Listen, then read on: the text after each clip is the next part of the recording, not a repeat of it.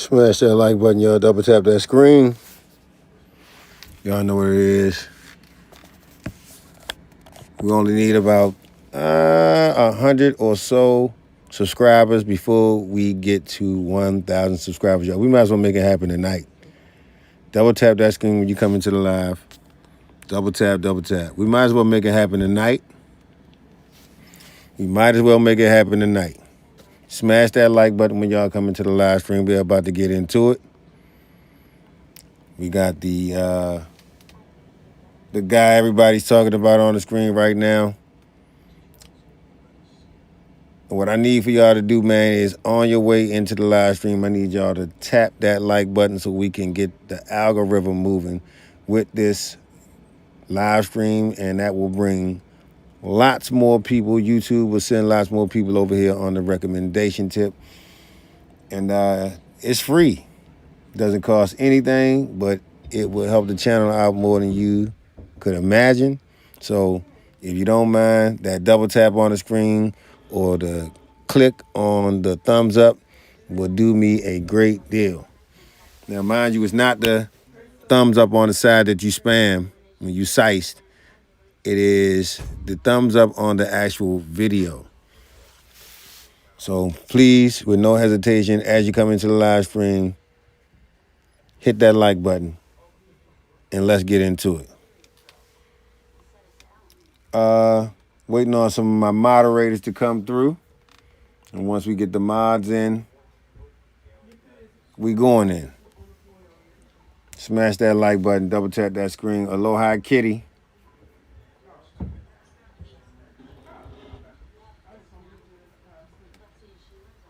And some of my other moderators. So let's see what we got.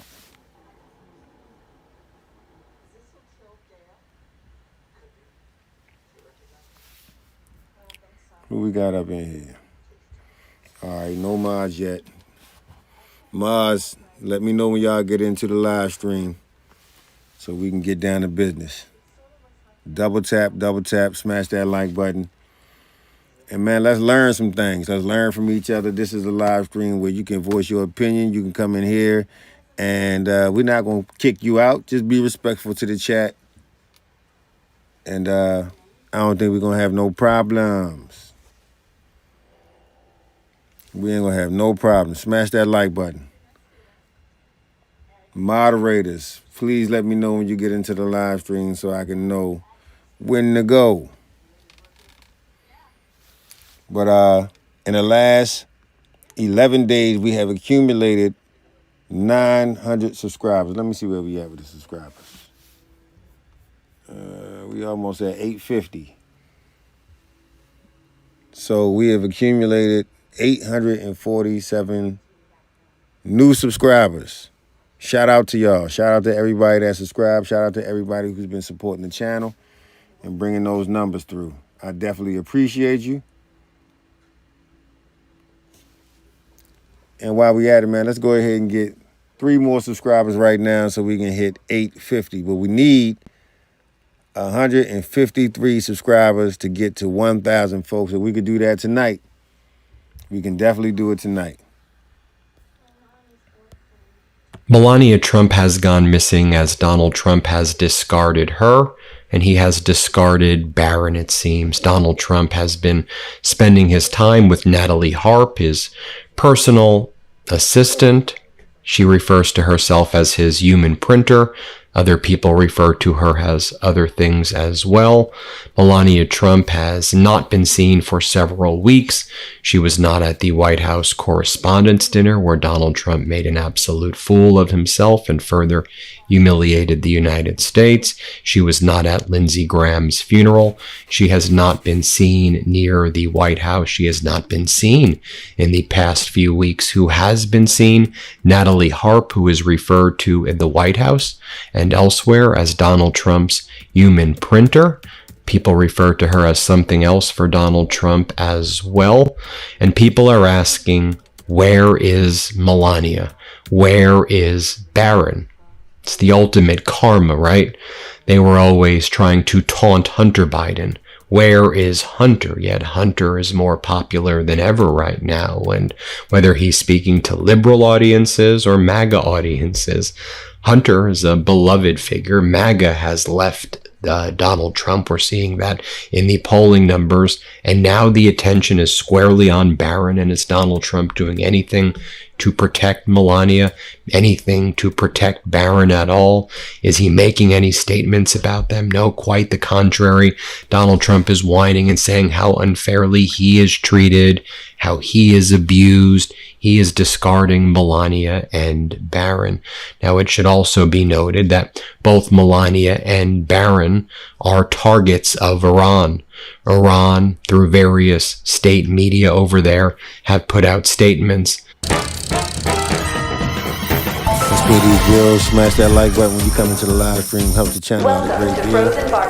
And it's free. Doesn't cost you anything, but it helps me out. Saying, here is where to kill Melania. They provided details about assassinating Melania. Real gruesome video they put out there about Melania, about Barron. So they're escalating their threats about Melania and Barron. And of course, here in the United States, there is a draft Barron movement as Donald Trump is escalating this catastrophic war in Iran, putting more of our service members in harm's way, more killed in action, more casualties. People are saying, get that spoiled brat Barron wherever the hell he is. Have we even heard him speak other than say, suitcase? Get that guy on the front lines if Donald Trump is escalating this war further. But Donald Trump doesn't care about those threats from Iran about Melania and Barron. Trump cares about his buddy Netanyahu. Netanyahu is here with Trump these past several days. CBS reports that Netanyahu handed Donald Trump the plan for striking Iran. Apparently, Netanyahu gave Trump 3 options. Here's what you got to do, Donald. And Trump and Netanyahu, that's what led to this escalation that's taking place. It should also be noted that Melania is just flailing right now. She's threatening to sue someone named Zev Shalev and Amanda Ungaro. We know Amanda Ungaro was one of Melania's close friends. She's the former girlfriend of Paolo Zampoli. Zampoli introduced Melania to Donald Trump in the late 90s at the Kit Kat Club. Zampoli brought Eastern European girls and women to the United States for his so-called modeling agency, and then he would introduce his models to rich Manhattan businessmen at the Kit Kat Club and other parties that Zampoli would host. Amanda Ungaro, longtime girlfriend of Zampoli. Ungaro says that she was trafficked as part of Epstein's sex trafficking ring. Ungaro is in a custody dispute with Zampoli. She also alleges Zampoli got her deported to Brazil. And she's been posting, of course, we've covered it here, that she knows a lot of secrets about Melania, and she knows a lot of secrets about Zampoli, and she knows a lot of secrets about Donald Trump's dark past. So Ungaro was doing a... Make sure y'all smash that like button as y'all come into the live stream. Once again, it helps the algorithm, and it definitely helps the live stream. So do that for me one time. Let's get back to it. Substack interview with Zev Shalev, and they said a number of things, and now Melania all alone, nowhere to be found, her and Barron withering away, it seems, in my opinion. Shooting off legal letters to Amanda Ungaro and Zev Shalev. This law firm serves as litigation counsel to the First Lady. Please direct all correspondence to us. Immediately retract the false, malicious, and defamatory statements made about Mrs. Trump in the YouTube video titled Special Report, The First Lady Spy Scandal. Amanda Ungaro live and unfiltered with Zev Shalev, the video. Failure to comply will leave Mrs. Trump with no choice but to pursue any and all legal rights and remedies. Now, didn't she threaten to sue Hunter Biden for $1 billion? She didn't do that. Didn't she threaten to sue Michael Wolff for $1 billion? He sued her. She didn't countersue him, but she didn't sue him. Why didn't she sue him? Why didn't you sue Hunter? My opinion is Melania does not want to have her deposition taken. She does not want to go through discovery. So she sends these demand letters where she huffs and she puffs and she threatens, but she's yet to make good. Oh, I would love. I don't practice law anymore. I used to. I'm obviously a professor. There's nothing more I would love than to take Melania's deposition and ask her questions about the Epstein files, about her past, about how she really came to the United States, what, if anything, she was really doing here in the United States. I have so many questions. How she got her green card. Oh, I would have a field day with that deposition. I don't know. Maybe if she does sue Ungaro and Zev, I'll come out of retirement. Come out of retirement like Jordan, and I will take that deposition. I don't know. So this is what Melania saying is false. The First Lady spy scandal, just the title, spy scandal, is false and defamatory. They say this is defamatory. What is she trying to hide? Why come out with a statement like that without ever needing to? It's really the man that you have in common with her, which is Paolo Zampoli. I guess they're saying that question is defamatory. Then they say Melania says this is defamatory, this line. Melania tried to get Zampoli to be an ambassador, and she went on to insist that he become a special envoy. He brought her to the United States. He's in constant contact with her. She's rewarded him with this special envoy title. I mean, she's saying that is false and defamatory about her, entitling her to money. Now, as Donald Trump has discarded Melania and Barron, as Democrats say they will be investigating Barron's crypto companies and Barron's relations with the Tate brothers. And let me show you what else Melania is doing behind the scenes, because I believe it's quite nefarious. And again, I'm just giving you my opinion as protected by the First Amendment of the United States Constitution. Feel free to disagree with this opinion. So Melania's fixer is this guy, Mark Beckman. Here's what he posted yesterday. Breaking.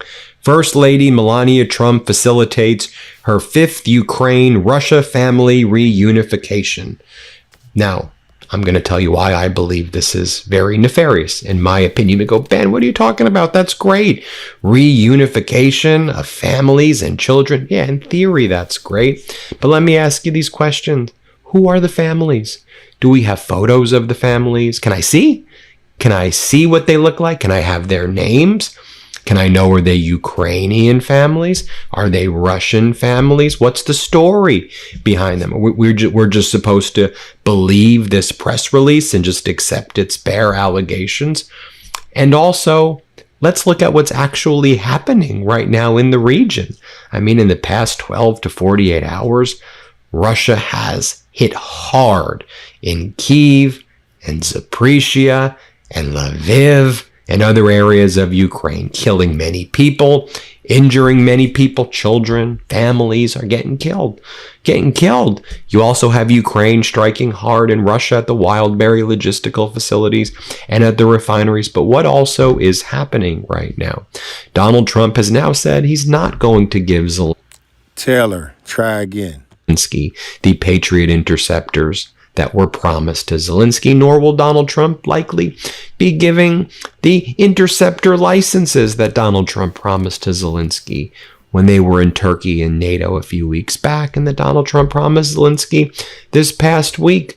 And so, in the past 24 hours, for example, when Russia was striking Kyiv hard with ballistic missiles, Zelensky didn't have a single interceptor, and he was lured into this trap by Donald. You can see their relationship when she snatches her hand away from his ass. She don't like that man. I asked the question for amusement. Donald Trump, right? So things are very bad. They're very dire. When I saw Laura Loomer and some of these right-wing MAGA people lining up behind Zelensky all of a sudden and flipping their position, that actually caused me a great deal of concern, because they're always on the wrong side of everything. So when they were saying that, when Trump was luring Zelensky in and saying, oh, I may give you the interceptors, I'm going to give it, I said, bad sign. Counterintuitive, but I said bad sign, and I think we were proved to be right. So What Melania is doing right here is, I believe, in my opinion, she is giving Putin a PR win without us knowing who these families actually are and who these kids actually are. And it's an easy PR win for Putin. It makes it seem like he's doing something, right? Lolly, Trump tried to make a peace deal with Ukraine or Iran. Man, get out my chat. You don't even know what you're talking about. Makes it seem like I'm giving you my opinion. You could disagree with it. It makes it seem like, look, I'm giving back children. Everybody likes that. Is it one family? Is it two families? What's the story? Somebody said Melania was Epstein's sloppy seconds. You might be right. Behind this, but let's focus on what's actually happening as Putin is striking really hard in Ukraine and killing families. So you're like spiking the football when things are worse than ever. There's, and so this is what they say in this release. First Lady Melania has helped reunite a fifth group of Ukrainian and Russian children with their loved ones, continuing her humanitarian work on behalf of those affected by the war. A total of 5 children were reunited today. The milestone marks another. You might not got black problems, but you got black blood. Step toward ensuring that innocent kids can safely return to their homes, communities, and the people who care for them. The First Lady remarked, while diplomacy and peace building are important to this effort, they are surpassed by our collective ability to place children above international disputes.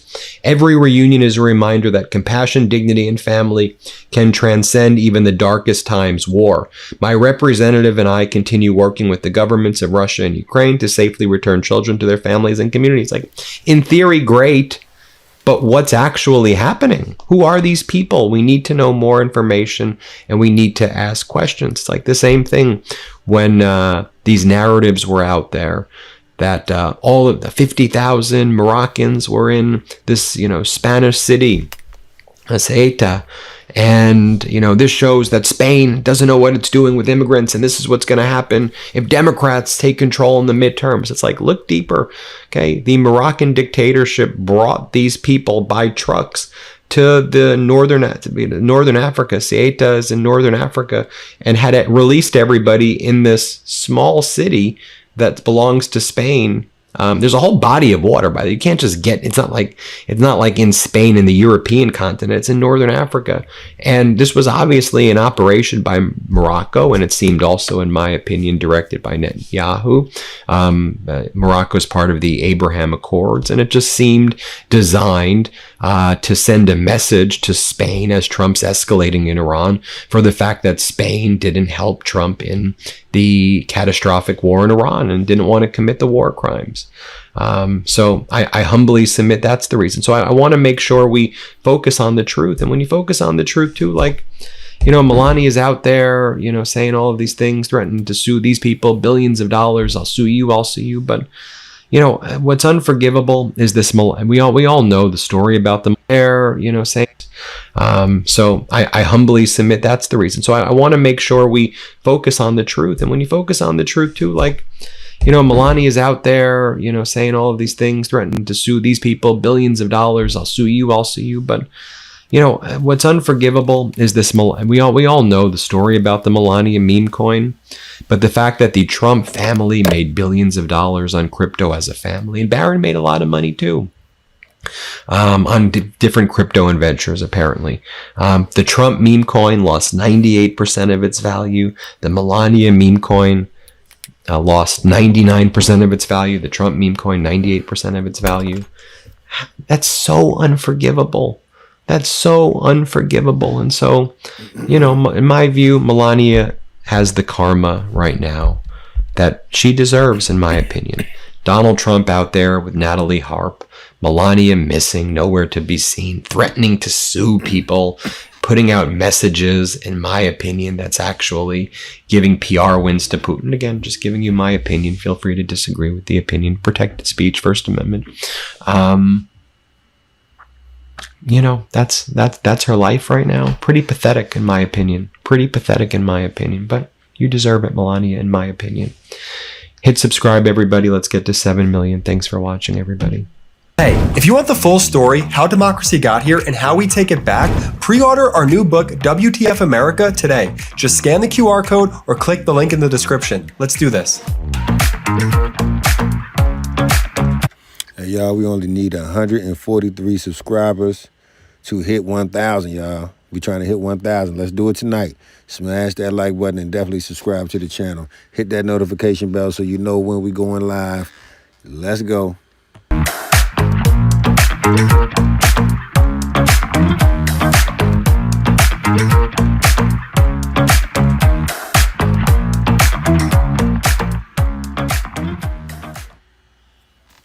Hunt down your opponents in Raid Shadow Legends. Use this promo code to get the legendary Cheshire Cat for free. Dad, you see it?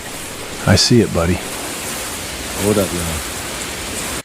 Donald Trump was just handed instant karma as his attack on Spain and Spain's Prime Minister, Pedro Sanchez, just backfired in Donald Trump's face. You see, Donald Trump was trying to use images of migrants heading into an area in northern Africa controlled by Spain as a way to scare midterm voters here in the United States to vote for MAGA Republican candidates so that Donald Trump could avoid impeachment if and when Democrats take control over the House of Representatives. And increasingly, our polling here shows Democrats We pass evidence, motherfucker. likely to take control of the United States Senate as well. You get us some evidence that it didn't happen. So there were all these images this week and videos of tens of thousands of Moroccans entering Spanish territory in northern Africa in a location called Ceuta. Spain controls territory in northern Africa called Ceuta and Melilla. It's still separated by the Mediterranean Sea from mainland Spain. You have the Strait of Gibraltar kind of in the northwest over there as well. And it's very important as we talk about Strait of Hormuz, Bab el-Mandab Strait, Strait of Gibraltar. We know how important these straits are, right? And so the Trump regime, in my opinion, based on Spain not working with the Trump regime to engage in war crimes against Iran, and based on Donald Trump's other hatred of Spain's Prime Minister Pedro Sanchez for supporting liberal democracies and human rights and leading conventions of democracies around the world, Trump wanted to inflict pain in Spain.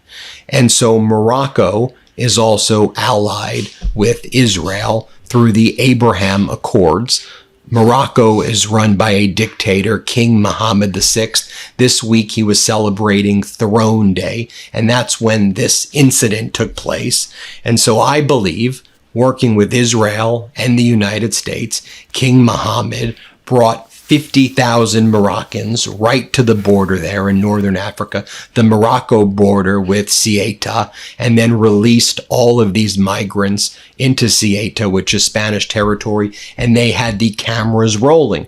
Now, fortunately, there were cameras rolling, although the video trickled in later after the footage of the Moroccan migrants that were all heading into the Spanish territory of Ceuta. But then there was footage of these Moroccan caravans Cindy, good evening. Welcome, Cindy. controlled by the Moroccan government, King Mohammed, bringing the migrants to the border in a very coordinated fashion, as though this was part of an operation. Notably, we then saw Israel's Minister of Foreign Affairs.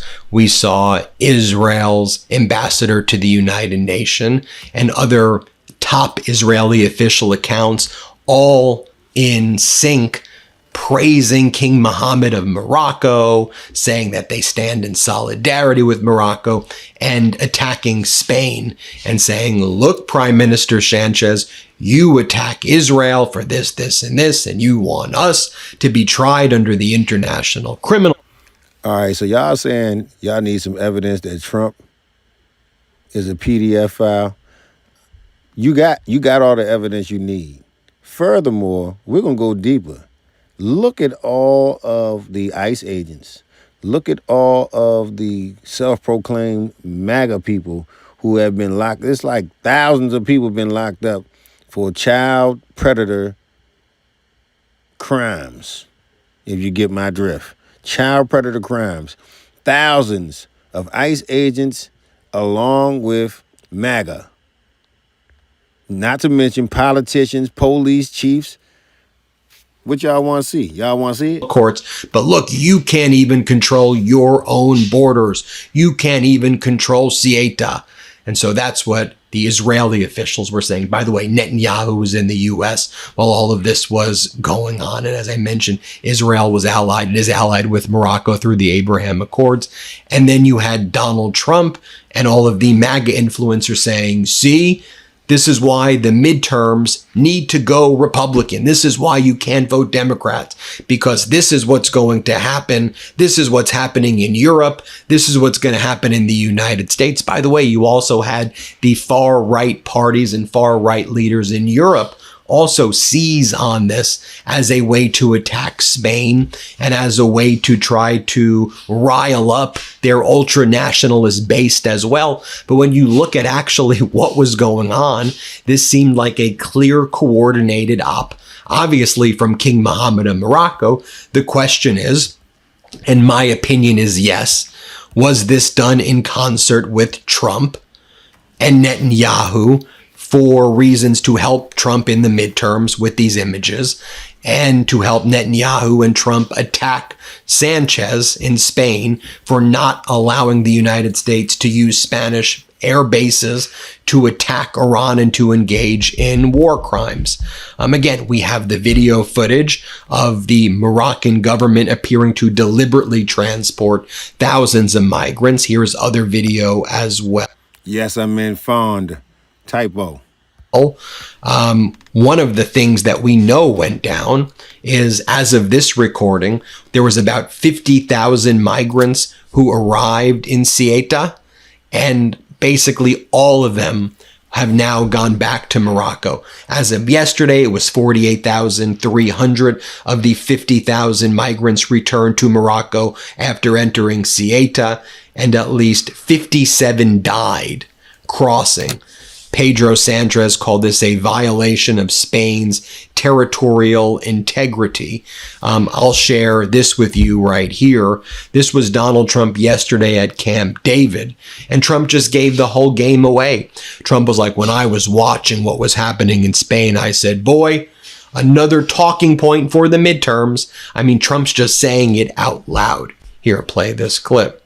Look, small guy. And when I watched it, I said, boy, I'm going to say it because I knew you were going to be at Camp David. And I say, that's going to be a talking point for the midterms. Because when you look at what happened to Spain, they don't know what to do. And it's happening again today. They're coming in by the tens of thousands. Subscribe to the channel, y'all. Subscribe to the channel. Every day, all day, multiple times a day. A talking point for the... What was happening in Spain, I said, boy, another talking point for the midterms. I mean, Trump's just saying it out loud. Here, play this clip. Look, small guy. And when I watched it, I said, boy, I'm going to say it because I knew you were going to be at Camp David. And I say, that's going to be a talking point for the midterms. Because when you look at what happened to Spain, they don't know what to do. And it's happening again today. They're coming in by the tens of thousands. They're just invading the country. And what that is weak law, bad management, but very liberal law. They passed a couple of laws, and people read. You know, people are smart. They read from other countries, and they swam that 3-mile swim or however they got in, but nobody's seen anything like it.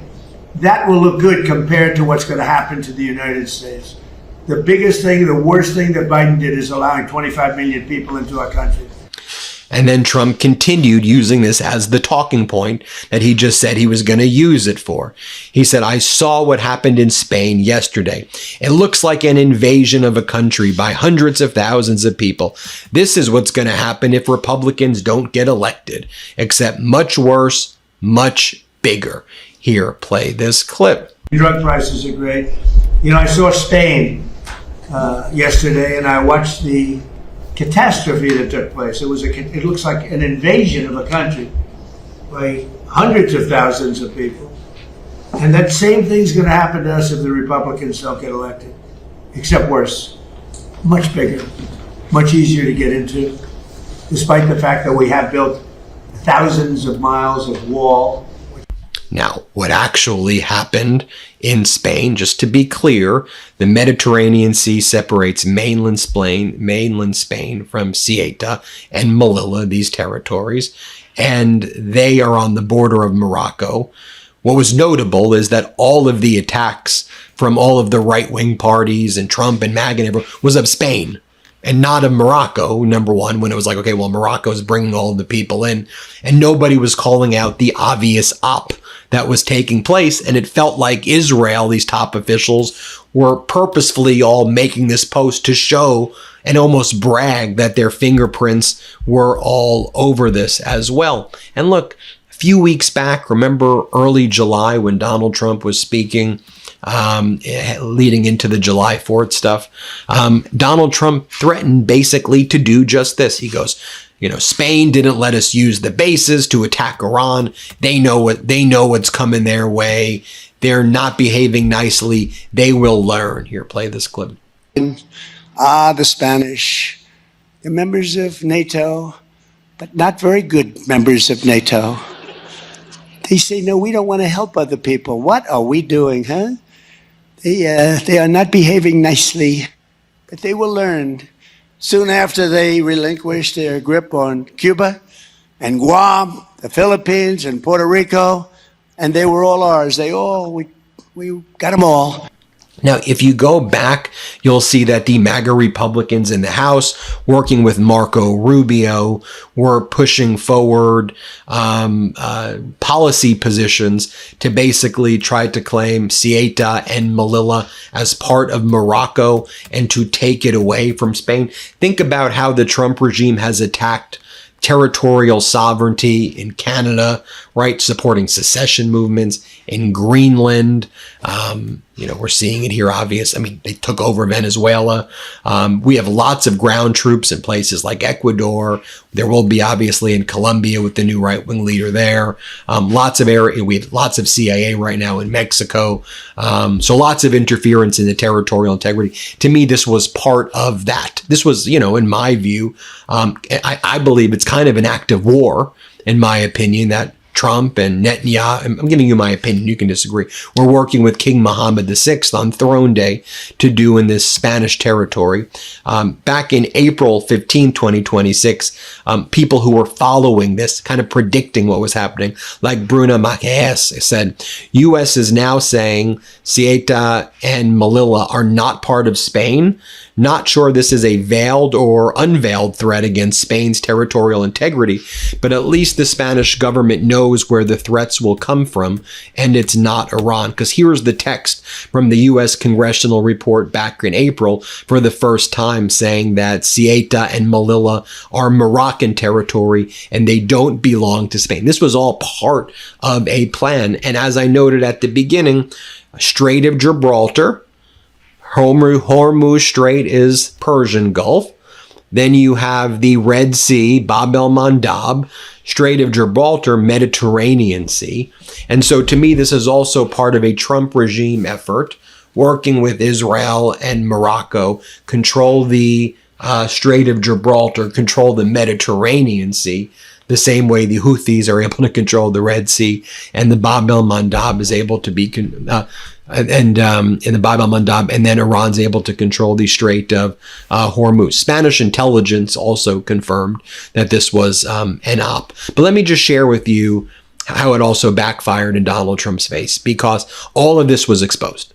And I think it revealed how utterly desperate and pathetic Donald Trump is in the midterms. And I think everybody, there was once a time where there was an independent media, right? And these types of CIA-led schemes and these types of U.S. and Israel ops working with King Mohammed or whatever would not be reported on, and people wouldn't learn this stuff, right? I'll give you also, like, when the Arab nations report, they intercept, and CENTCOM, I mean, CENTCOM is just as bad at this point of giving disinformation. We shot down all of the Iranian drones, all of the ballistic missiles. There was some debris, but minor damage, nothing big. Like, before independent news, before all of this on-the-ground reporting, before all this open source intelligence stuff, people may have been like, oh, I guess I guess so. I guess that's what happened. But now we know, and we can actually call out what the hell is happening. And it's like, oh, shit. Trump and Rubio are behind this. I mean, the State Department put out a statement that made it pretty obvious that we hereby condemn Spain and we're thinking about what we can do now to go after Spain. Come on, it's such a false flag. And when you say false flag, you sound like I'm a conspiracy theorist. But no, isn't it pretty obvious where this was all coming from? You have all of these posts from the Minister of Foreign Affairs of Israel, the United Nations ambassador, the State Department, the videos of the trucks going by, the April Secretary of State policy position saying Ceuta and Melilla, which are Spanish territory, now belong to Morocco. Come on, it seems pretty obvious what's going on.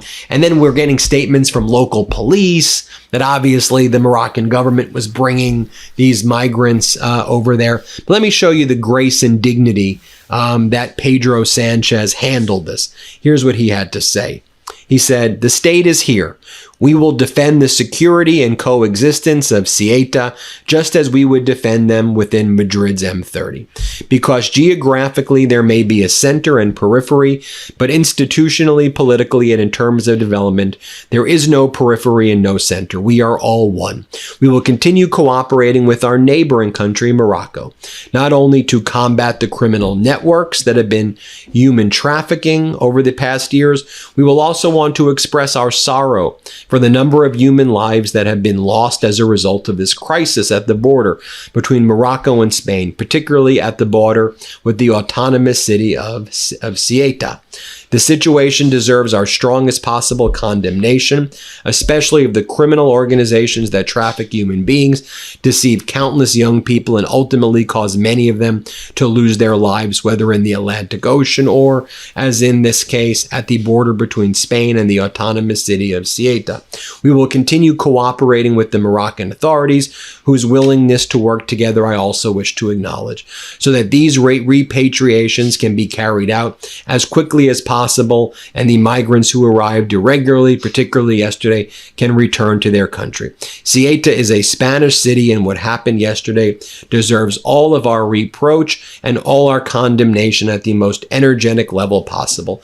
Our rejection, condemnation, and consideration of as deplorable are directed at the violation of and attack on the territory. Carp, what up? Carp coming in here with that big news.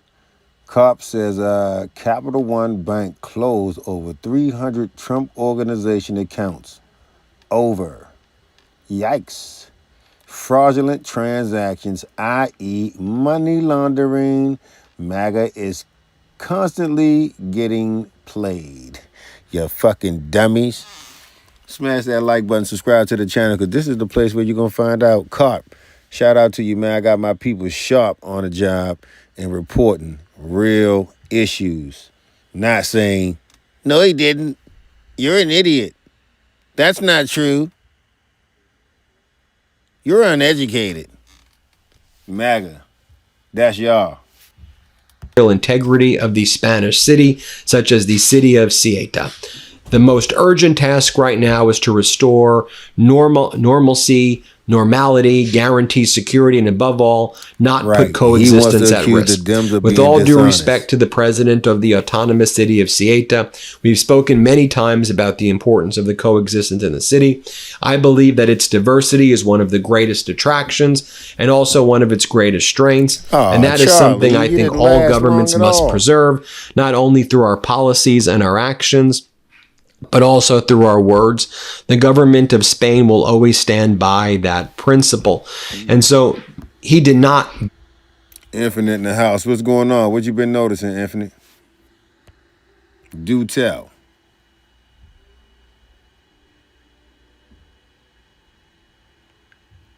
Y'all see the piss hitting them on the picture? The piss lighting them up. Golden. Yeah, Infinite, talk to me. Fight the bait at all. He was respectful to Morocco. He was respectful to, he showed empathy with the people, with the immigrants, with the migrants. He expressed sorrow for the people who died. And in a matter of 24 hours, all 50. Infinite says Iran is funneling U.S. troops directly to Israel, where the bombs going off at. The only stupid ones are the ones constantly getting played at Charlie. They will be people just like you, gumdrop. But yeah, Infinite. So what you think that they trying to use the U.S. troops as fucking human shields? Or you just think that they trying to get the troops over there so they can fight their war? 3,000 migrants returned to Morocco. And that maybe that doesn't get reported. It gets reported on the Midas Touch network. Maybe the images get reported, but not that full story of what happened here. That's why we do the Midas Touch network, to say what really happened here. What was the story behind the story, and where are we now? By the way, that's why, if you can, order WTF America. That's the book I did with my brothers, and it comes out in October. And we spent a lot of time on it. Pre-order it right now. There's a lot of momentum behind the book. And our publisher says that it's really helpful to do the pre-orders versus waiting until October, because it helps give us the data of what we need to do better, where we should be traveling for the book tour. So pre-order it right now. There's a QR code you can check out, or with your phone, just do the QR code. For instance, anybody who just typed that Melania Trump is fond of Donald Trump is a fucking liar. And we know you're a fucking liar. Everybody knows you're a fucking liar. You know you're a fucking liar. You just came in here to disrupt. And whatever your little cronies and your little Discord, your little fucking MAGA Discord told you to do, to come in here and vote, blah, blah, blah. Man, y'all motherfuckers is sad. And I can't wait till you bitches is looking up from off the ground, sad. Your phone over it, or in the description below, there's a link to buy the book. So put in the comments also WTF America if you were able to buy this book on pre-order. That's why all you motherfuckers is getting caught up with these goddamn child SA cases. That's why you're getting caught. That's why it's all being revealed. That's why Trump is in office, so he could bring y'all racist motherfuckers out from beyond where we can fucking recognize your ass at. Now they got you in here typing on the internet and saying everything you need to say so you could be time-stamped and they can know exactly who the fuck you are talking that bullshit. Keep typing.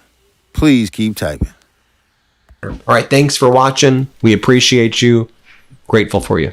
Breaking news right now, my brothers and I wrote a book. It's called WTF America. And well, doesn't that just say it all?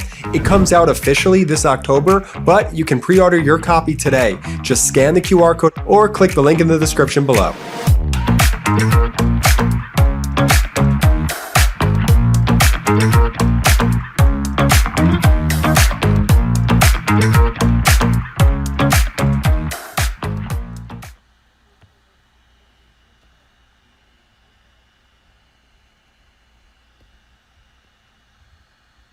Even Trump stooges are realizing that this administration has really screwed up the economy. While Donald Trump's administration was covering up the Epstein files, they were also illegally working to get a sex trafficker and a rapist free in Romania using U.S. government authority. Those two things were happening at the same time. And we don't know what they gave to the Romanians, what they promised them. Were there Romanian officials in the Epstein files that got buried in exchange for Tate getting loose, or what? While Donald Trump's administration was covering up the... Hold on. You said Cars 53744 says, yeah, it'll be a cold day in hell before I buy something from a brain-dead motherfucking liberal. Well, it must have been a hot day in motherfucking heaven when your dumb ass bought that fucking Trump phone, or the Trump card, or the Trump shoes, or the Trump fucking dick up your ass, you dummy. Epstein files. They were also illegally working to get a sex trafficker and a rapist free in Romania using U.S. government authority. Those two things were happening at the same time. And we don't know what they gave to the Romanians, what they promised them. Were there Romanian officials in the Epstein files that got buried in exchange for Tate getting loose, or what? While Donald Trump's administration was covering up the See, this the thing. We doing what's right. Y'all bitches ain't even getting paid. And y'all on this motherfucker going super duper hard for the wrong shit. Y'all going hard for a PDF file. Regardless on what you say, that's who you're speaking for. You on here going to bat for the PDF file. And like I said, all you dummies on the internet running your mouth, protecting PDF files. Oh, bruh, the internet gonna be scoured for people like you. And when you gonna get your job, or they might make your ass register. Epstein files, they were also illegally working to get a sex trafficker and a rapist free in Romania using U.S. government authority. The reason I went so hardcore for Trump was because, to me, this was a fork in the road. If they had another 4 years, they would legalize enough illegals in the swing states to make the swing states not swing states. They would be blue states. Jesus Christ. It would have been the end. That's why I went so hardcore for Trump.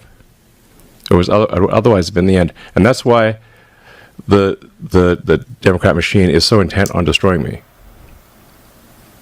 It's just so fascinating that people can't see this. Yeah, it's because it's fake as shit, you fucking dumb. Like, cool story, bro. Cool story. But meanwhile, hey, yo, Joe Rogan, this guy you're talking to is in the Epstein files, boss. Like, Donald Trump is in the Epstein files, boss. You have a guy in front of you who is in the Epstein files paying. Not just in the motherfucking files. Doing lewd acts with children. See, fucking Oprah Winfrey's in the goddamn files. It's a lot of people in the fucking files. But they just flew to the fucking island. That don't mean shit. Who's in them motherfucking files doing lewd acts with kids and other fucking weird shit? Democrats and Republicans. Does that make you feel better, you little red hat goofies? Democrats and Republicans. White people. Yeah, white people. That's who was in the goddamn files doing lewd acts with little kids and fucking rituals and bullshit. That's who the fuck it was. We're going to stop saying Democrats and Republicans. Can we just say white people? Racist white people? Is that better? Because it ain't everybody. But some of you who got the most hateful minds, got some of the most bullshit going on with y'all. You know, ain't nobody black in them files, motherfucker. Doing no lewd acts with kids. See, there y'all go. Republicans too. Democrats too. Now he want to say blacks too. Nah. That ain't allowed in our community. If you get found out you doing some shit like that in our community, it will be hard for your ass to breathe. I guarantee you. Y'all the ones who protect. And don't say nothing. And hush, hush. That's y'all.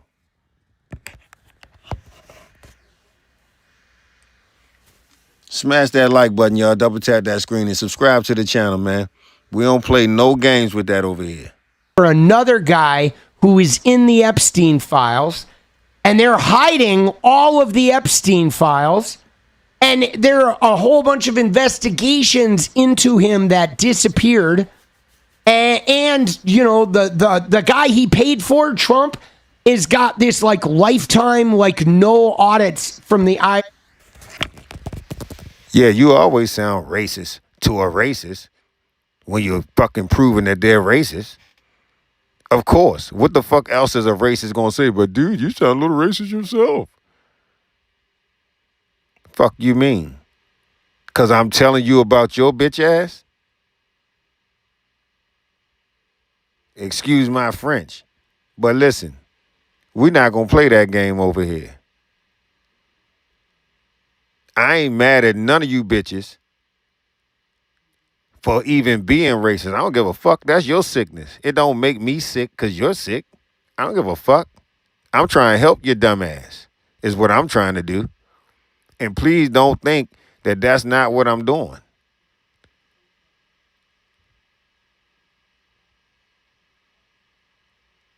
I mean, it's always the same people. Horror fun? What the fuck do you mean? It's a history, experience, plenty of it. So you can be mad because that's what you are, bitch. But that ain't my fault. Like I said, I don't give a fuck about you being sick in the head. That's your punk ass sickness. I don't give a fuck. You gotta live with it, bitch. Not me. I'm good.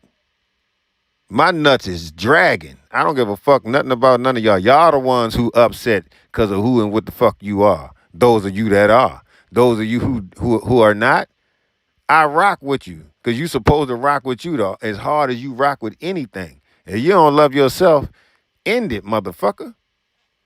Don't get mad at somebody else because they don't see and think inferior like you do. Anybody who's racist is inferior in their thinking. You looking at somebody else wishing you could be or wishing you was or wishing they wasn't. That's more like it. You wishing they, why the fuck does he have to have this and da-da-da? Shut up. And deal with what the fuck you got. Stop crying like a bitch. Deal with the fucking hand you was dealt and shut the fuck up. Play the game, bitch. Stop fucking crying. You got a fucking advantage and you still fucking behind. You got an advantage and you still ain't doing shit with it but crying. And getting a whole bunch of fucking assistance. You getting everything and ain't doing nothing with it but crying and whining. Looking behind your dumb ass because the people you got a head start on is right on your ass. Cry, baby. Now shut up. That's what's wrong with you.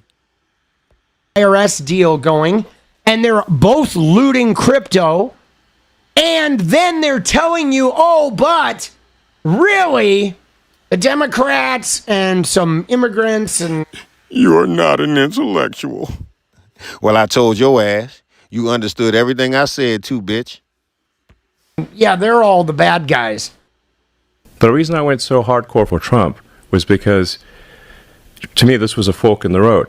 If they had another 4 years, they would legalize enough illegals in the swing states to make the swing states... Let me let them talk before they leave, y'all. We need their viewership. Not swing states. They would be blue states. Jesus Christ. It would have been the end. That's why I went so hardcore for Trump. See, that's what they always gonna do. Report the channel. So, it ain't gonna stop me from saying what I'm saying, girl. You sound like a sweet little hoe. Don't nobody care because you gonna report some shit. That's exactly what I expect you to do. See, one thing about you, sir, you could never fucking surprise me. Nothing you do could surprise me. If I let you surprise me, then motherfucker, you got me. I already know you. I know everything about you. I know who the fuck you are, what you gonna do, how you did it, when you did it the last time you did it, bitch. I don't give a fuck. You can't beat me in thinking, motherfucker. Everything I got is better than everything you got to do what the fuck we trying to do. So stop with the bullshit. All of you bitches. You wasting your motherfucking time. But you have come to the medicine hour, and it's time for you to get yours. I done gave out a whole lot, but I got a whole lot more to give. So sit your ass back, comb your hair to the back, put some toothpicks in your motherfucking eyelids, and stay up, bitch. Because I'm not done. It was otherwise been the end, and that's why the Democrat machine is so intent on destroying me. It's just so fascinating that people can't see this. Yeah, it's because it's fake. Here's Aiden Ross and Andrew Tate and Jake Paul. And here he is with Andrew Tate. Watch this. This is 2023. Look what he does. I have work to do. Andrew Tate gets up and leaves, and Aiden goes and sniffs his chair. This is what you call the epitome. This is like what all y'all MAGA motherfuckers would do if Donald Trump left. Knowing that he got a pamper on, y'all would go sniff his chair. Like, that is the most bowed down, weak, beta shit I've ever seen in my life. Any man who calls another man his king is not a man. You ain't even a fucking boy. You a slave. God damn. Motherfucker ain't doing nothing for you. Your gas high, my gas high, your bills high. That motherfucking welfare y'all was getting is gone. Or cut in fucking half.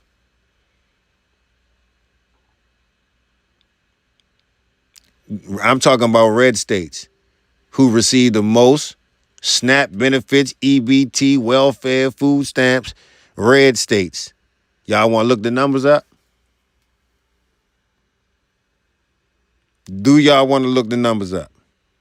Or y'all want to just keep on saying, you're not intellectual. So, I don't give a fuck. I ain't never tried to be intellectual. I came on the internet to give you bitches medicine.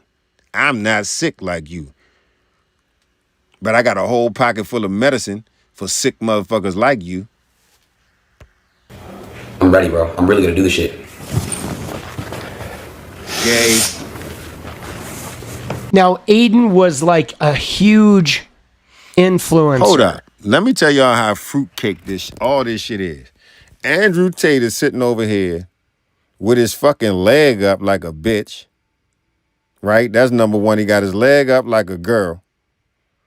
He's got a robe on. I don't know what he got. His balls dangling. Either way, why is your leg up with a robe on? And then the man that's sitting next to you talking want to sniff your chair? So this what y'all do? Because I ain't never seen one of my homies sniffing another man's ass.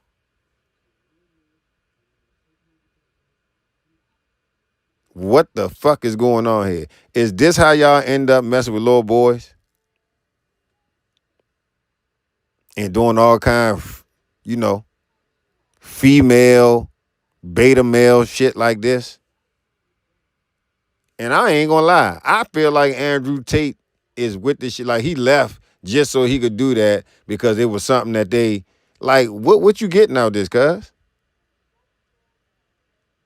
This is why y'all women desire y'all least pride. I ain't gonna say than any man on the planet, but least than a lot of motherfuckers on the planet for doing little shit like this. Or saying Donald Trump is my king. What is your woman gonna think about that? I need to know.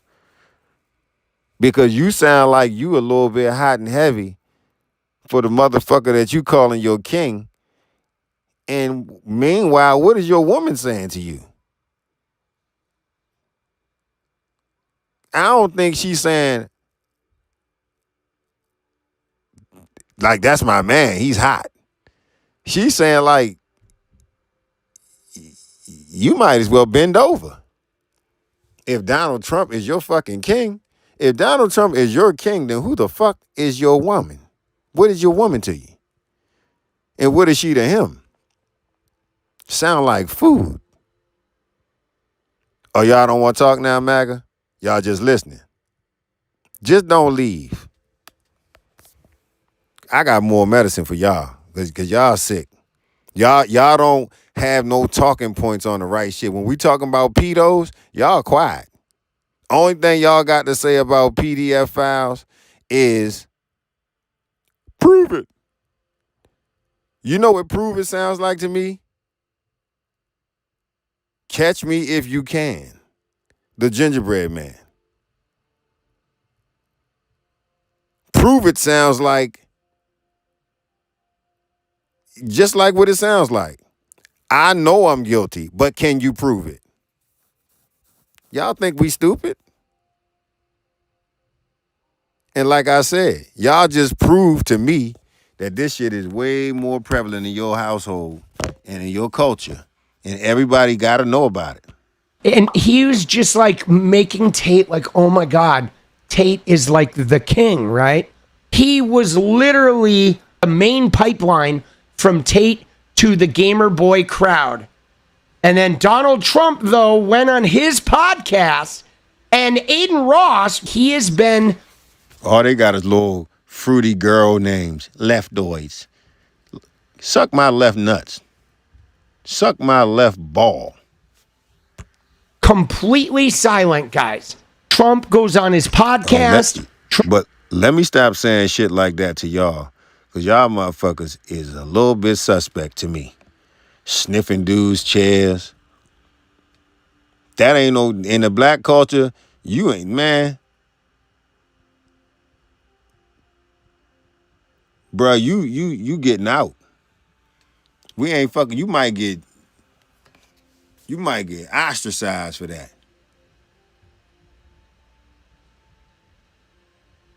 Tate is violently shitting himself. Hold up. Funny fact. Tate is violently shitting himself in lockup because he has to drink tap water out of a jail shower. Good for him.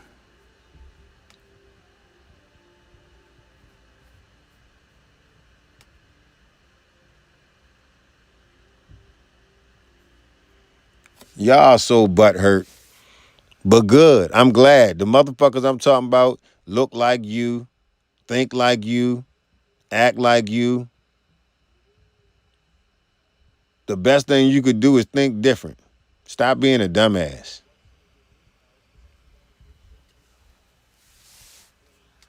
Trump wins. Tate comes to America in March of 2025.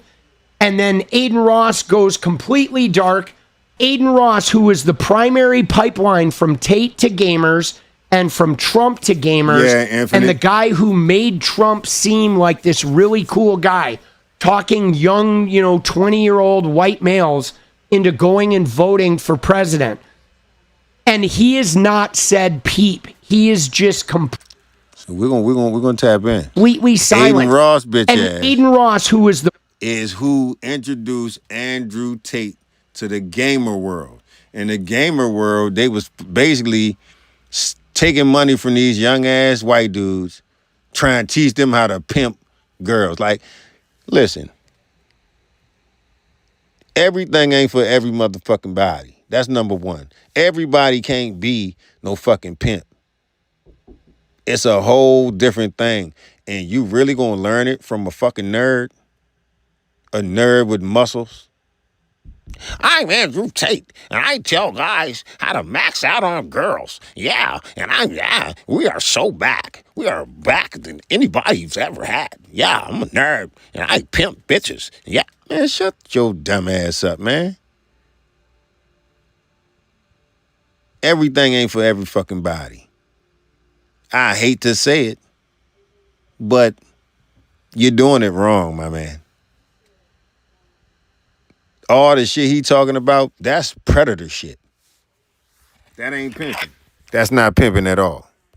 primary pipeline from Tate to gamers and from Trump to gamers, and the guy who made Trump seem like this really cool guy, talking young, 20-year-old white males into going and voting for president. And he has not said peep. He is just completely silent. And he has never been silent about Andrew Tate. When he got arrested in Romania, Aiden was like laundering his image. Aiden was having him on stream after his arrest. Aiden has always been like, hey man, let's get Tate on here and catch up with him. And that's how they've controlled the narrative around the Matrix to all these young guys. I think it is significant that at the same time Tate is like maybe going to get extradited and they're wanting to investigate Barron Trump, that Aiden Ross is not saying anything. Because I guarantee you Aiden Ross was at that influencer dinner at Mar-a-Lago, and I guarantee you that Barron Trump is the reason Donald Trump went on Aiden Ross's podcast. That was an absolute setup. The timing of that, Yes, Aiden is definitely a dick rider. is just weird, guys. Here's Aiden Ross and Andrew Tate and Jake Paul. Pimpin' ain't easy. Pimpin' ain't easy. And here he is with Andrew Tate. Watch this. This is 2023. Look what he does. I have work to do. Andrew Tate gets up and leaves, and Aiden Where you goes going? and sniffs his chair. I'm ready, bro. I'm really gonna do this shit. Donald Trump Jr. liked one of his supportive Twitter posts, and they soon agreed to meet. Tate went to Trump Tower to meet Don Jr. in 2017, guys. You know what it makes me wonder? If Smash that like button, y'all. We need to get these likes up. Let's get these likes up. Preferably, I'd like to get it to 100. So if you're in here and you have not hit the like button, please do so we can get these numbers up in here. Hold me down. the Tate, Bannon, Epstein network, remember the Gamergate guys? They were trying to sort of build the incel sort of ethos all through this time from like 2014 on. You got to wonder if Tate got famous, if he was boosted by the Trumps and Epstein and Steve Bannon. Epstein didn't get arrested until 2019, guys.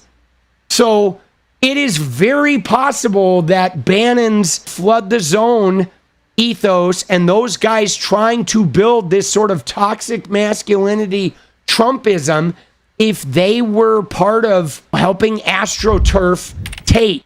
Donald Trump Jr. liked one of his supportive Twitter posts, and they soon agreed to meet. Tate went to Trump Tower to meet Don Jr. in 2017, guys. You know what it makes me wonder? If the Tate, Bannon, Epstein network, remember the Gamergate guys? They were trying to sort of build the incel sort of ethos all through this time from like 2014 on. You got to wonder if Tate got famous, if he was boosted by the Trumps and Epstein and Steve Bannon. Epstein didn't get arrested until 2019, guys.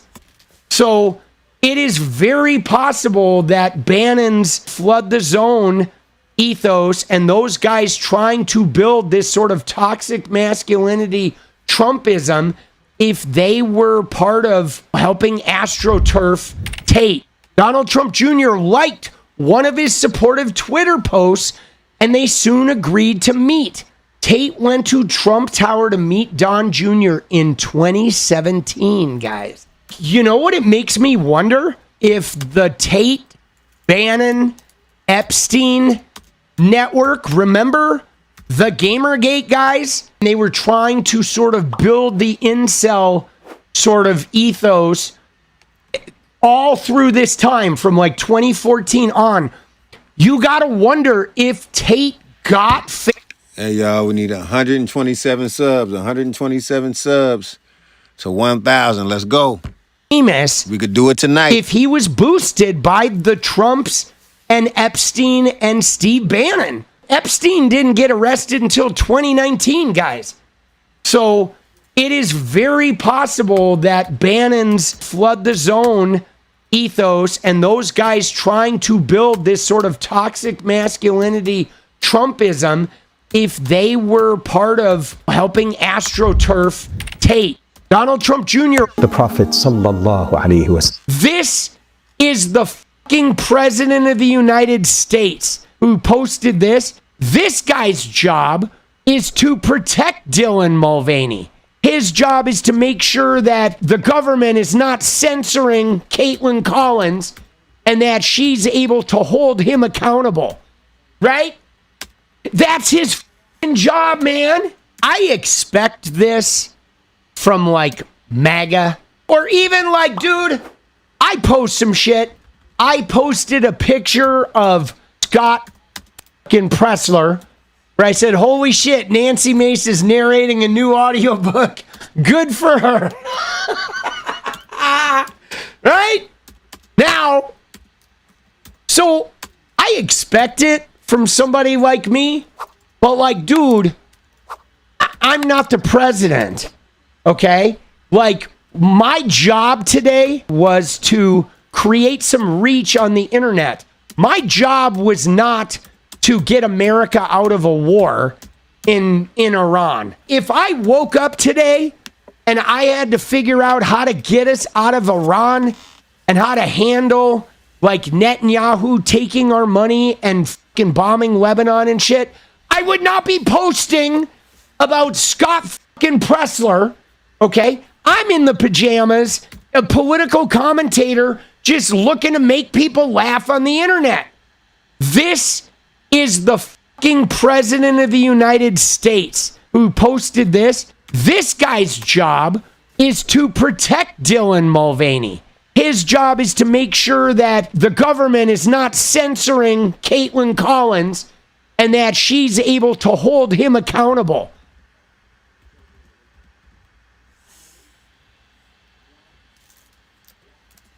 Tate and his team call and say, Lauren, we'd still like, this was in Romania at their little compound. Yeah, but what year? This was 2018. The very beginning, like January, February 2018. Okay. And then they invite me to a club. I have 2 drinks, get completely wasted somehow, like blackout drunk. Tate brings me back to the hotel room, strangles me, assaults me. Crazy incident. I go to a hospital. I report it. I don't want to make it a big media deal.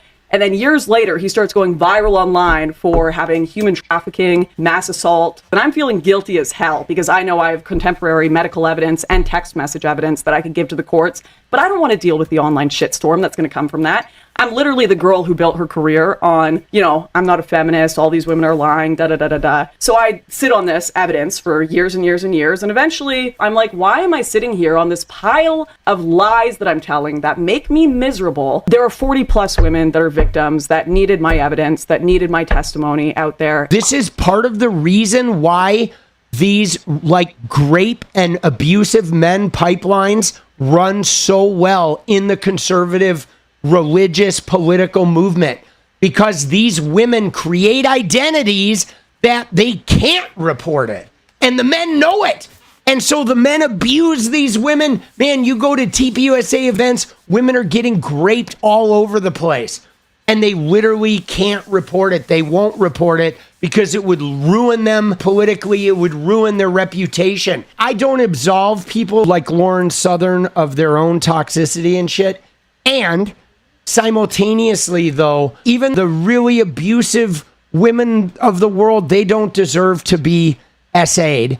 And certainly, everyone coming forward can help end it.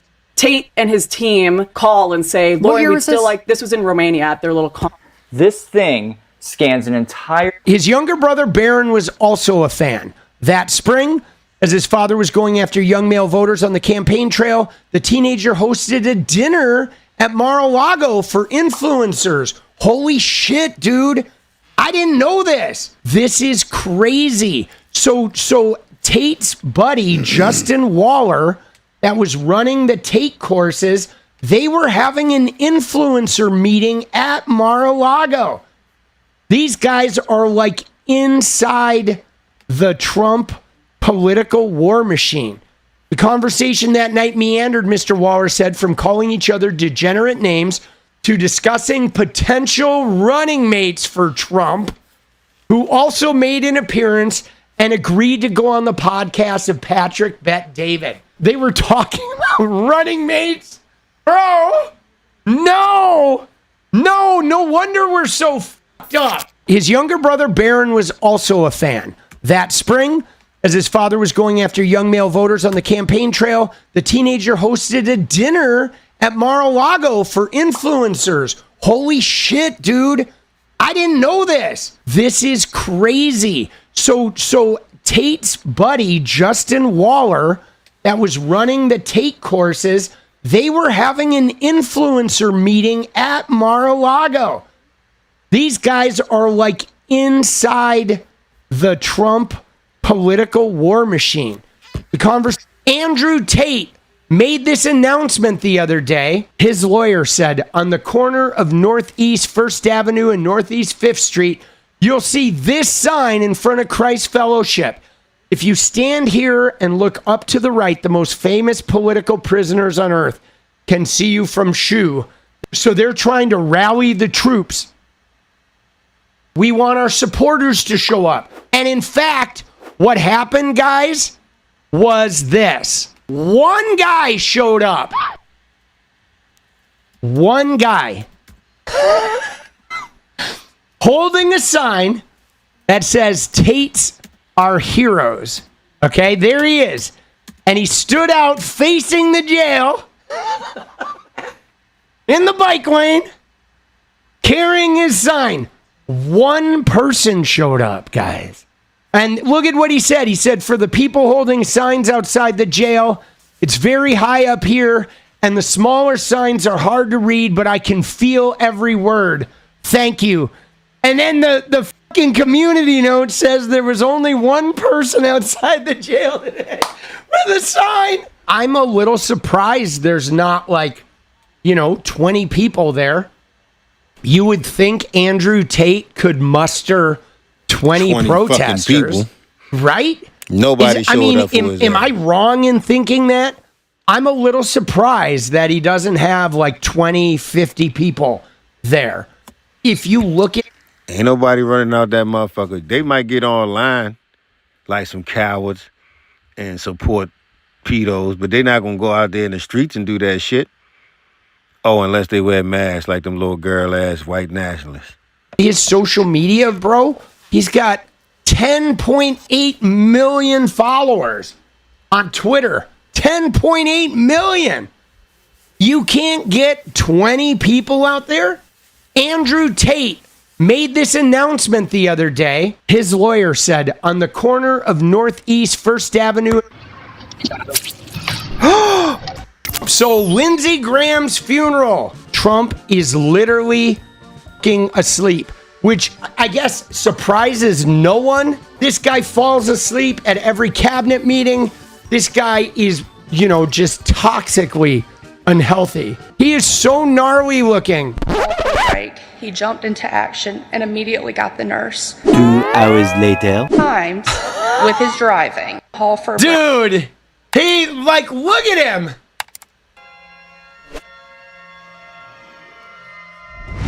So Lindsey Graham's funeral. We have to look at Mitch McConnell because, again, he releases another proof of life photo. Let's make sure she's got 1, 2, 3, 4. All right. She does have 5 fingers. We're not sure on this hand. His doctor also released a new statement saying since his discharge from hospital care, he has maintained a strenuous course of physical therapy and rehabilitation. This is from October. This is less than a year ago. Excuse me, Senator.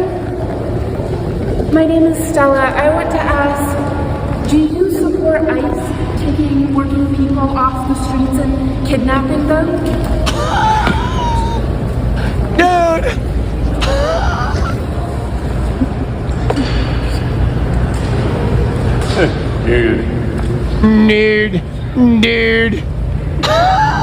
He's lumbering, dude. That is like a fucking zombie film. Then he waves and says nude.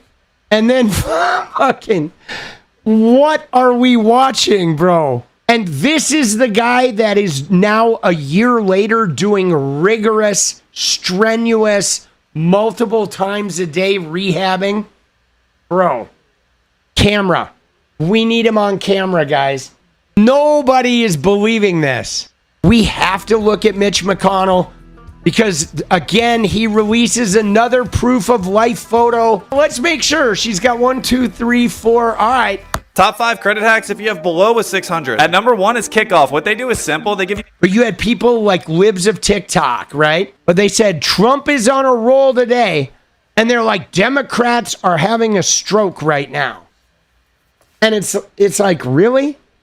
When I see this, I'm not having a stroke. And I mean, even when I do get like irritated, I'm not like, oh my God, dude, Trump has me so triggered. It's more like I'm aghast that 70 million Americans like voted for this chode. Like, how the did we get here? They're like, Democrats are having a stroke, but hold on. I think it was actually Trump who had the stroke. I mean, if we're being real, guys, it was not the Dems that had a stroke, guys. It was definitely that diaper-ridden motherfucker who had the stroke. But you had people like libs of TikTok, right? But they said Trump is on a roll today, and they're like, Democrats are having a stroke right now. And it's like, really? When I see this, I'm not having a stroke. And I mean, even when I do get like irritated, I'm not like, oh my God, dude, Trump has me so triggered. It's more like Well, now the New York Times, in a remarkable investigative report, finds that they were released from Romanian custody only after Trump administration officials intervened. An official in the White House told the Times that it was not involved in Tate's legal matters. But the Times reports that 6 days before Trump's inauguration, Andrew Tate wrote in a text, quote, I had word from the Trump administration that they're on top of things. I've been told I'll be free soon. Crazy. And here is how the Tate brothers reacted when, in fact, they were freed. And they boarded their flights back to the States the very next month. No, you are, Andrew. You know what we are? We are back. We are so back. It's true. And we never really left. So now we're back. Never left, but we're massively back. Dude, just think about that, guys. Fruity ass.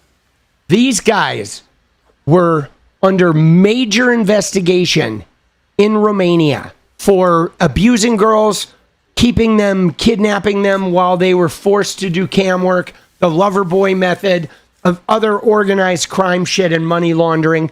And they were under house arrest, not allowed to leave the country. Then there was a security conference in Germany, in Munich, and some Romanian government officials were at that security conference, and Trump's buddy, Richard Grenell, the guy from the Kennedy Center, went to Munich exclusively to speak with high-level Romanian government officials, and then the Tates get free of their house arrest, and all of a sudden they can come to the United States. And then they're on a private plane coming to the U.S. and they're hanging out with Joe Rogan and Trump and Dana White and all those guys at the UFC. Like, what in the bro? The most toxic, abusive. I mean, we watched the videos. Did I say it? No. Did I say it? Dude, like, what the bro? I'm not even going to play the rest of that. Of them abusing women on camera. Talking about all this pimping shit. Just admitting this shit on video. They've been looting American youth. Stealing money from young men, trying to teach them how to be pimps. How to abuse women. And the president of the fucking United States sends his lackey to a foreign country to get these guys like above the law in Romania so they can come to the U.S. Well, now the New York Times, in a remarkable investigative report, finds... Rock James, what up?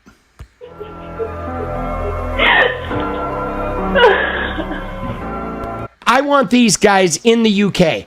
I want them to stand trial. I want them to pay the piper. It is time. Sorry, Tate. Yo, Andrew. What's up, homie? It's Political Punk here. You remember me? Yeah, I kicked your ass in a debate back in 2022. How you doing?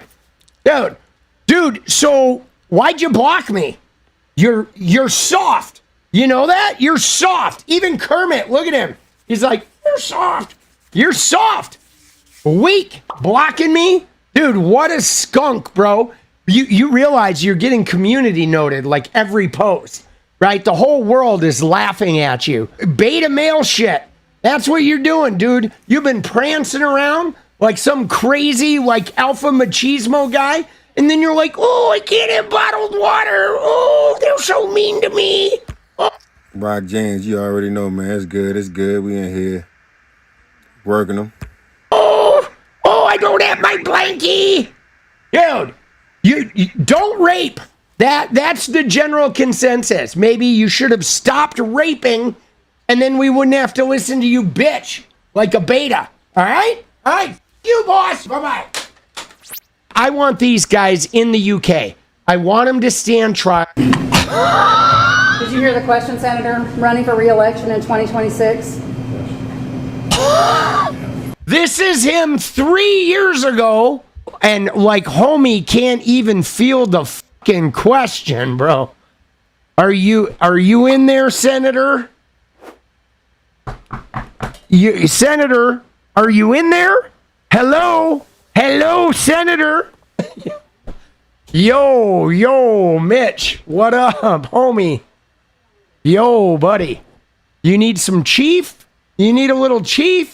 Oh, look at him. Hey, 3 years later, guys. All it takes is 3 years later, one cardiac event, a fall that, and being unconscious for a spell, and then a bout of pneumonia and 24 weeks of disappearance. And hey, I'm feeling fucking like I'm going to go roller skating after this photograph.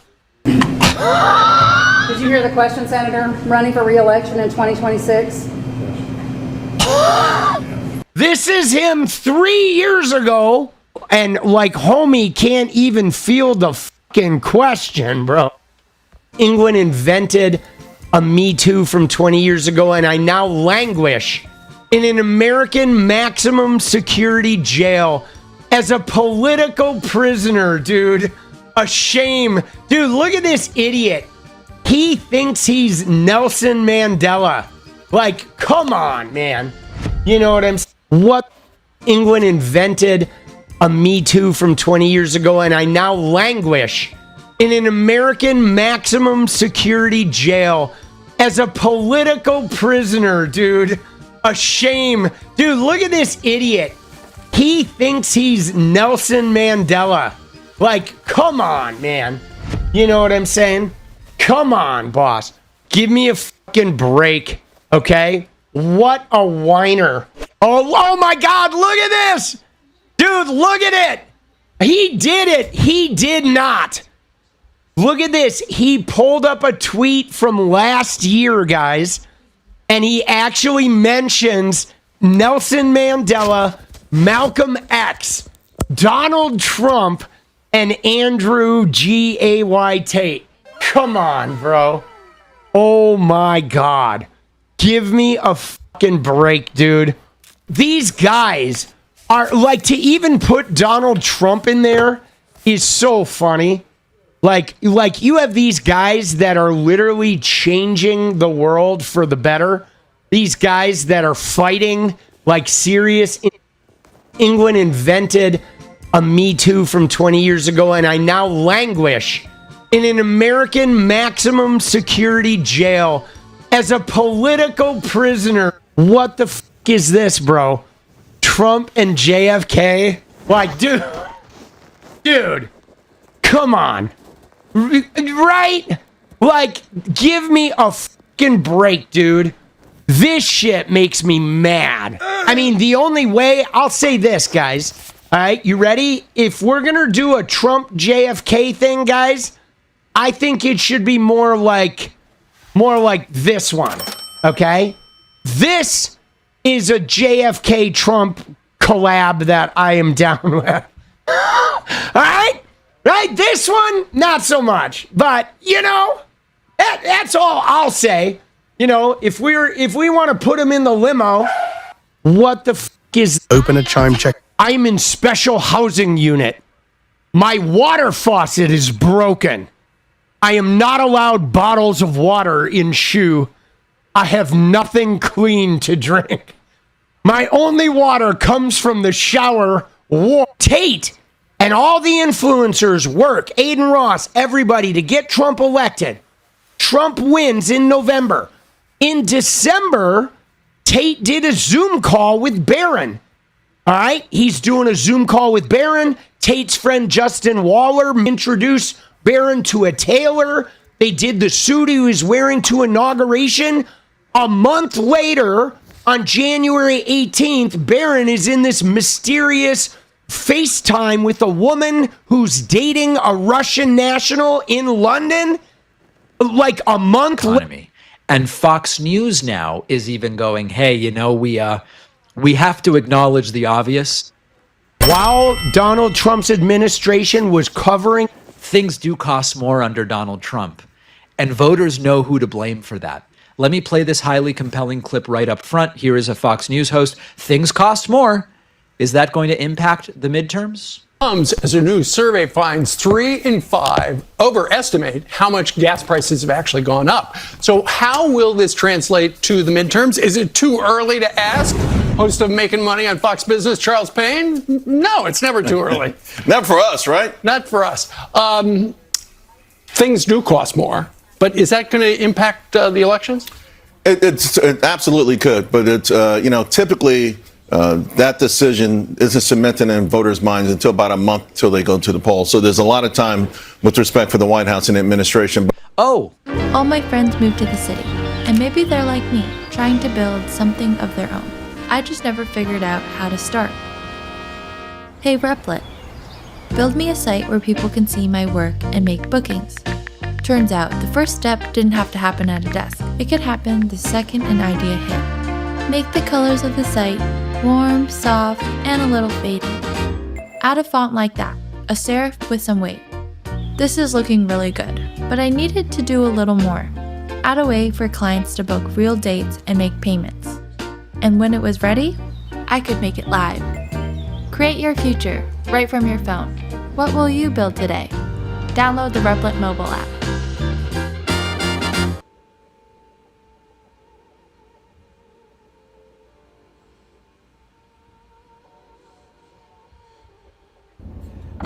All right, so here's the deal. National Concealed Carry Reciprocity is about to change everything. It means if you have a permit, it could be valid in all 50 states. But here's the catch. You need to already have your permit before this kicks in if you want to be grandfathered in. I didn't wait around. I got mine online. No classes and no range time. Just put in my zip code, answered a few easy questions, and did the whole thing from home. Took like 10 minutes. No reason. 2 weeks later, got my permit in the mail. It's good for 5 years, and when it's time to renew, you just send in a renewal form. That's it. It honestly couldn't be easier right now, but once this goes live, the system's going to be slammed. So if you've been putting it off, don't. Lock in your permit now while you still can. Just click the link and get started.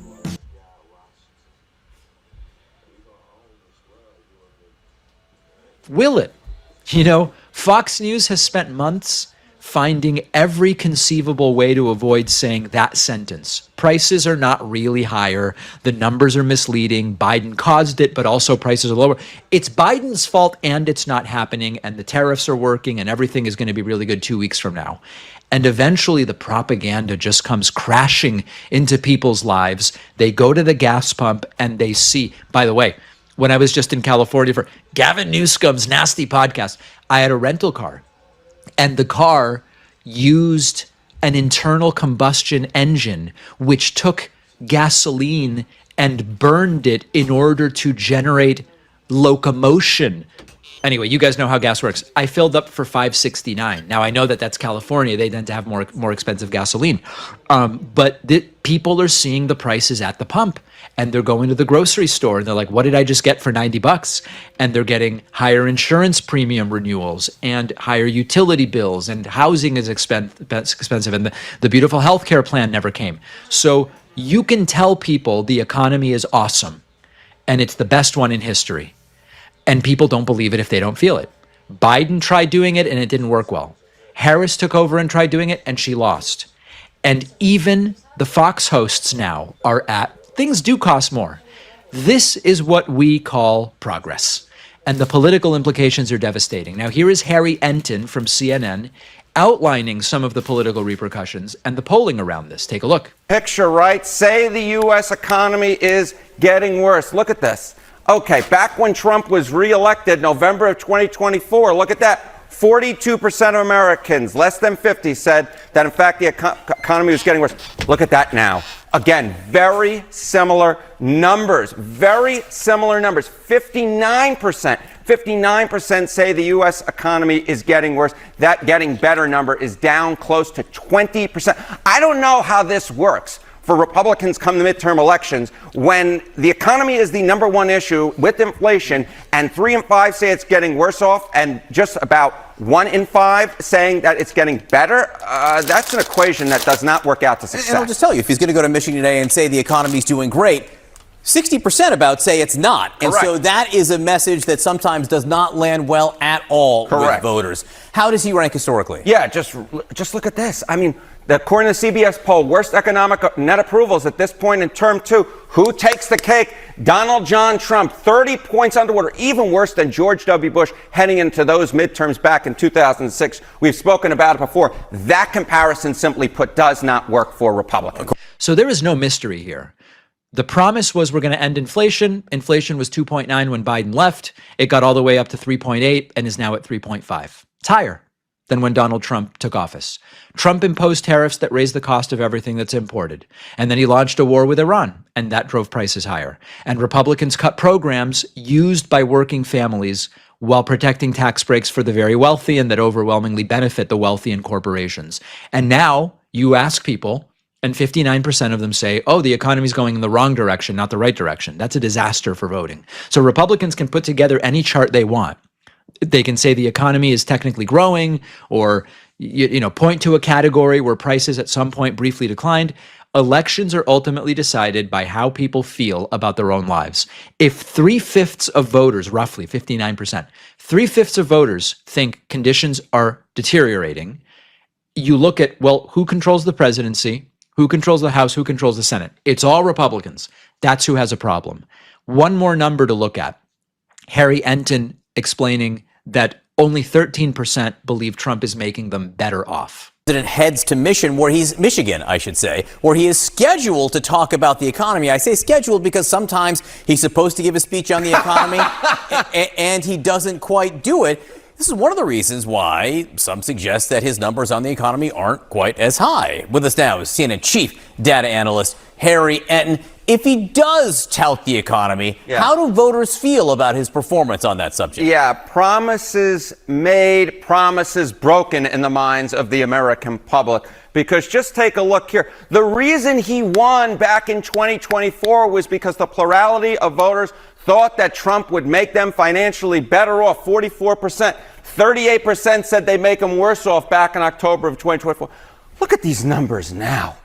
Oh, my goodness. John's shaking his head off on the side. Now, 58%, nearly 3 in 5 voters say that Trump is making them financially worse off. That's up like a rocket. The better off, down through the floor in Lake, Michigan. Look at that, from 44% to just 13% now saying better off. The rest say about the same. These are absolutely devastating numbers. The issue that got Trump reelected, now the voters absolutely turn against him. They're saying he is making them worse off. Correct. That is an astonishing ratio. For every voter who says Trump improved my financial situation, roughly 4 or 5 say, actually, Trump hurt my financial situation. And remember, Trump's supposed superpower was, listen, I might not be the foreign policy guy. I might not be the environment guy. I might not be the fertilization guy, although he claimed he was nauseatingly.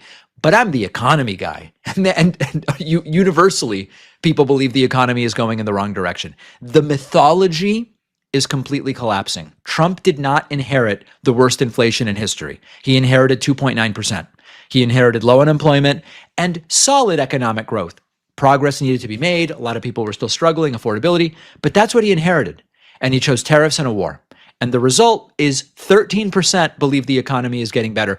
And a lot of that 13% is probably just confused about whether things are even getting better for them. They now have to walk into the midterms and say to vote, they have to go with their hat in their hand and say, voters, vote for us. Why? Well, because the other side is communists, I guess. Or they have to say, Trump screwed up, I'm going to do better. At which point Trump abandons them and tries to get them to lose the race. Fox News can help them with a lot. Fox can't make groceries cheaper for Donald Trump. We have a phenomenal bonus show for you today. Today's bonus show might win an award, quite frankly. We will talk about the new Mitch McConnell proof of life picture and whether it's convincing anybody. We will talk about more horrors from the White House Correspondents' Dinner and much more.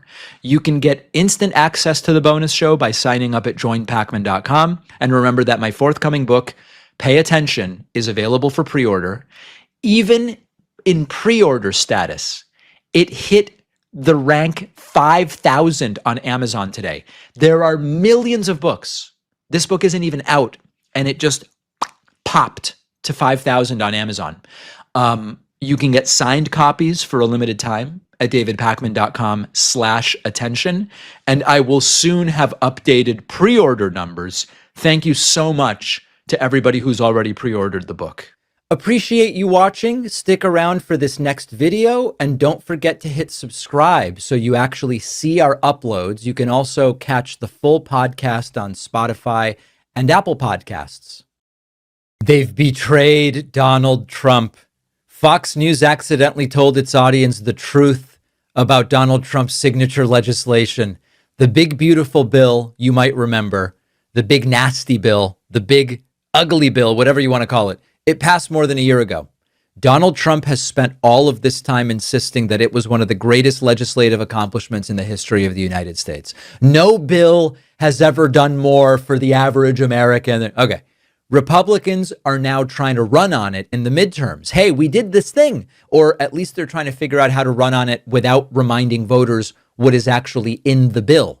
And Fox apparently forgot that its normal job is to say to its viewers, everything Trump does is great. It's flawless. It's perfect. It may have even been dictated to Trump directly by God himself. And instead, they said the following.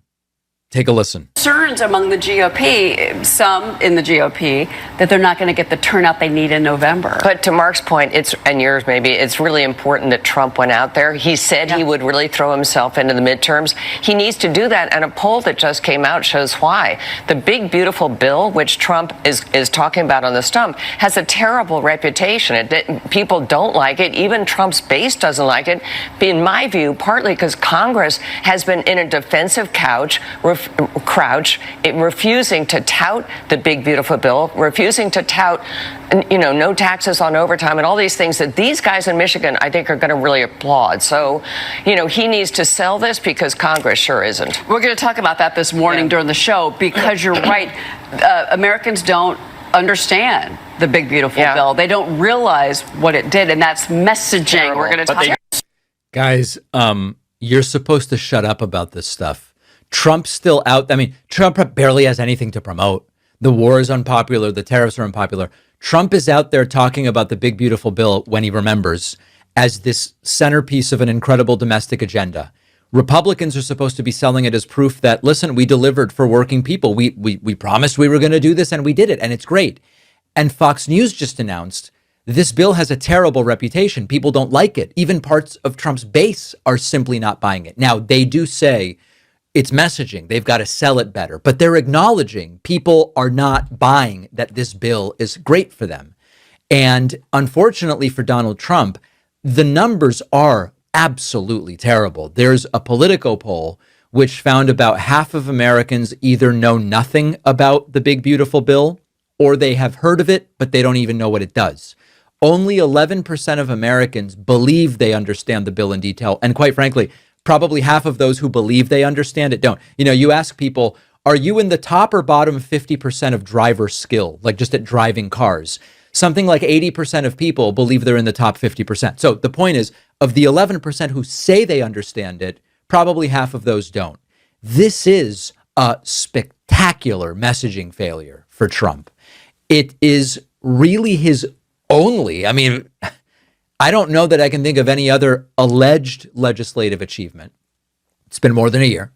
They had all this time to sell it, to rebrand it, to convince Americans it's transformed your lives. Most people can't explain what it is.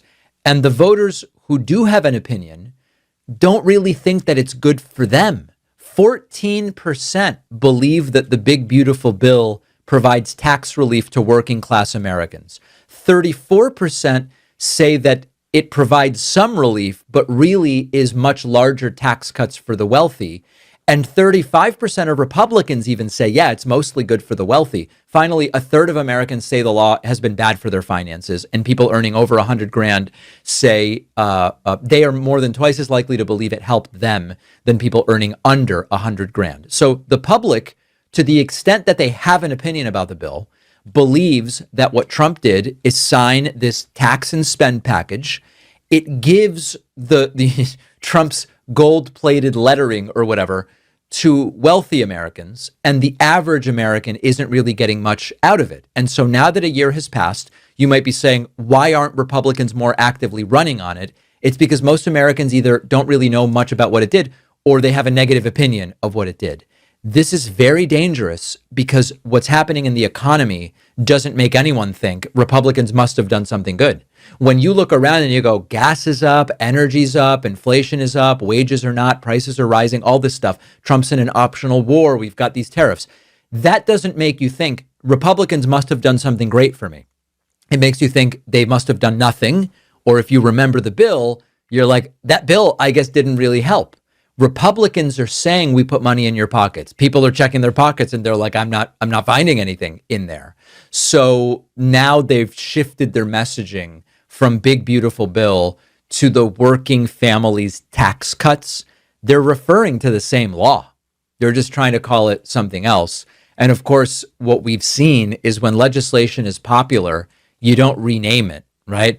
Imagine if Coca-Cola said, we are the manufacturers of the working family's brown fuzzy beverage. Fuzzy or fizzy? I don't know. Fizzy.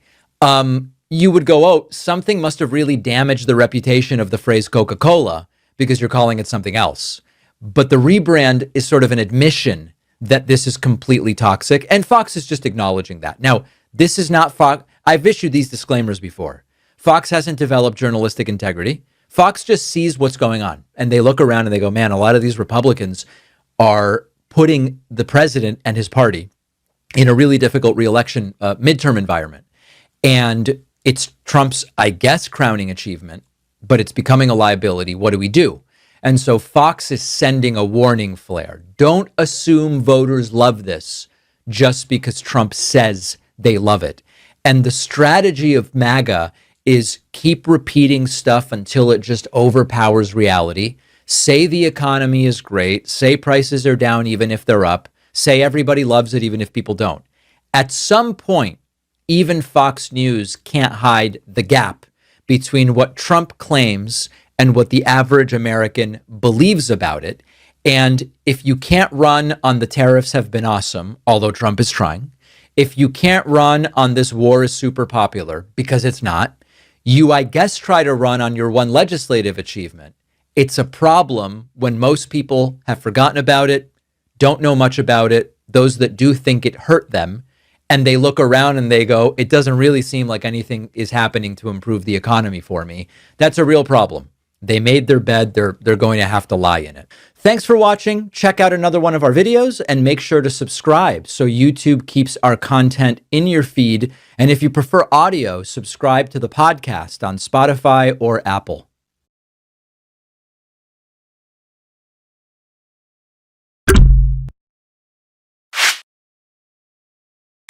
Leave it to Todd Blanche to continue to skate on thin ice. He can't even get the 12 or 11 votes he needs to get out of the Senate Judiciary Committee and be confirmed as the Attorney General. And he's still picking fights with federal judges after U.S. attorneys are being wrongly fired under the Federal Vacancy Reform Act. You'd think he'd pick his battle. Well, he's not completely in charge of the Department of Justice, and we know that, right?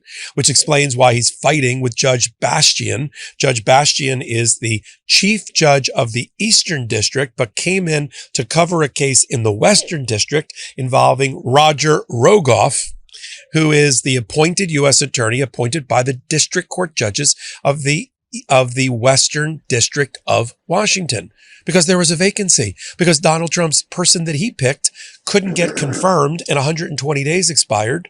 And under the Federal Vacancy Reform Act, it's up to the district court judges to pick the sitting U.S. attorney until the president gets around to getting somebody confirmed through the Senate. You see how hard it is for Donald Trump to get anybody confirmed by the Judiciary Committee, right? And so instead of just giving up, the original judge in the case recused himself, disqualified himself, said, I'm not going to do this case. I'm in the Western District of the court. I voted to place Mr. Rogoff in his position. I don't feel right about it.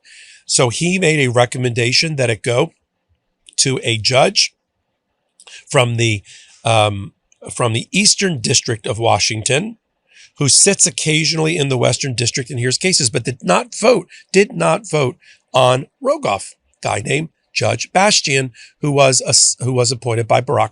Oof, Donald Trump just got hit with a lethal order from Judge Kathleen Williams in the Southern District of Florida in that case where he sued the